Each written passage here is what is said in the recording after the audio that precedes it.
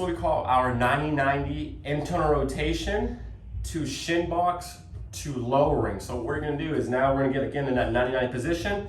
I'm gonna have my hands to the outside of my chest, my body. And what we're gonna do here is we're essentially going to activate our glutes, but we're also going to lower and lengthen through our front glutes, okay? So I'll show you multiple angles, but this is what it's gonna look like is, again, you'll start out in the 90-90 position. You can have your knees a little bit closer if you need to. You don't have to be all the way back out here, okay? You can actually just bring your knee close to your foot if you just feel more comfortable with that. That's fine. But the more you can be a little bit more farther back, the better. Again, we want to be as tall as we can, but for me, I can't perform this exercise without support, so that's something I'm still working on. But what we're gonna do here is you're going to rotate to the back leg.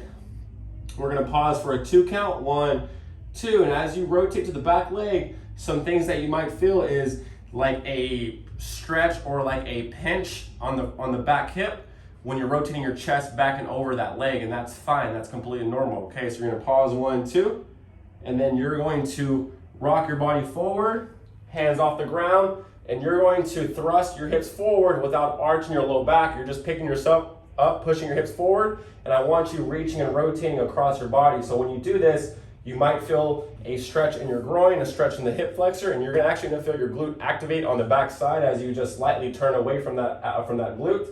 And then you're going to slowly lower, 1, 2. Now, that front glute is actually the one that's lowering and controlling that phase, so you're gonna feel a stretch on that outside front glute. Again, I put my hands on the ground, twist and turn, you're gonna feel that stretch, maybe that pinch in the front, pause 1, 2. Again, roll yourself forward, reach and rotate, pause. You're gonna feel a glute contraction there as you reach and rotate slightly. And again, slowly lower through the front hip. It's almost like you're hinging slowly back. Again, I'm back here. I'm coming up.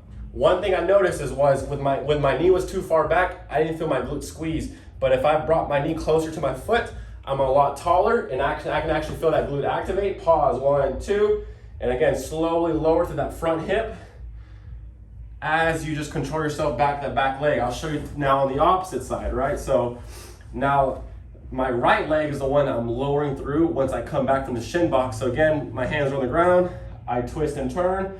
One hip might feel tighter when you rotate to the back side. Usually people's left hip is a little bit tighter, okay? So we're going to pause, 1, 2.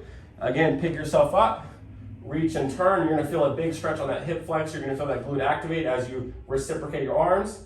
And then now, for that front leg, that's the glute that you're actually lowering through. So lower yourself 2 to 3 seconds. Again, fall back, hands on the ground, turn. You're gonna feel the stretch, the pinch on the back hip, pause. And again, come up, reciprocate your arms. Find that left glute, whatever hip's in the back, squeeze, pause. And again, lower through the front hip. Lower, lower, lower, and we'll do that for the